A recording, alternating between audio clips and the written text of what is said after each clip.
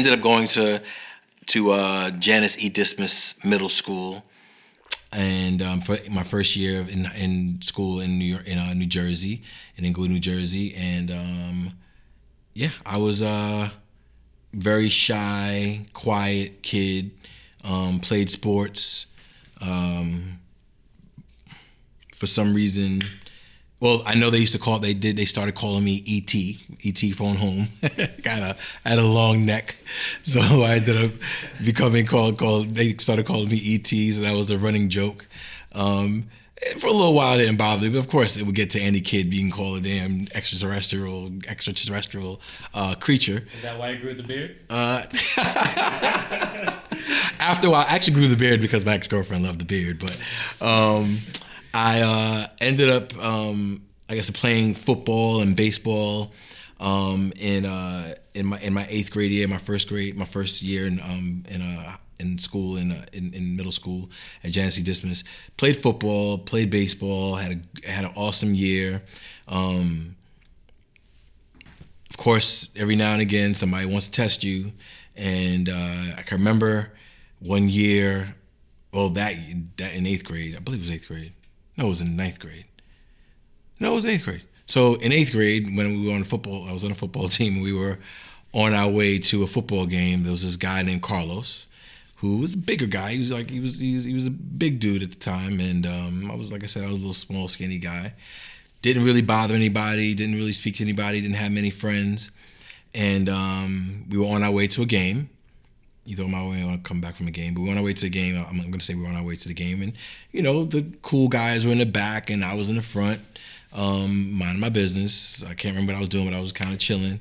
And Carlos, I guess they were telling a story to each other, and Carlos yells out, "Yo, ET, come here!" And I ignored him because my name isn't ET. And he said it again. He said, "Yo, ET, come here, man. We got to ask you a question. Come here." So I was like, turned around. I said, "Yo, man, don't call me ET. That's not my name." And he said, "Man, ET, just come back here real quick, man. Come back here, E." So I said, "Look, man, if you call me ET again, I'm going to come back there and I'll punch you in your face." And he was like, "What? You going to do what? Man, you ain't punching nobody in the face, man. Yo, ET, come back here, man. Stop playing."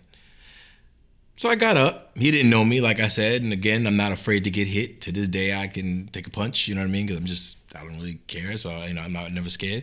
But, so I wasn't afraid of him, although he was way bigger than I was. He was sitting down. And of course, he underestimated that I would do what I did. But I ended up walking up to him in front of, walking. It was a real long walk back to that back of that bus.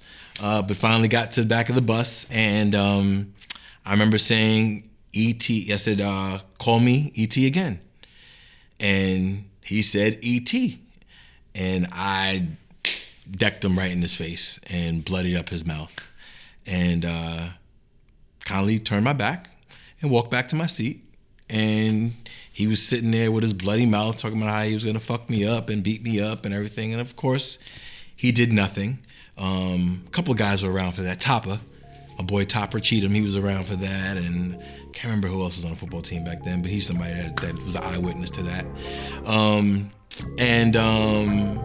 So moving forward for the rest of the year, of course, Carlos didn't mess with me anymore, and the ET, calling me ET kind of started dying down, I guess because they realized that I wasn't going to just take somebody calling me out my name. But again, still not looking to be a tough guy. I'm just looking to go to school and come home and whatever.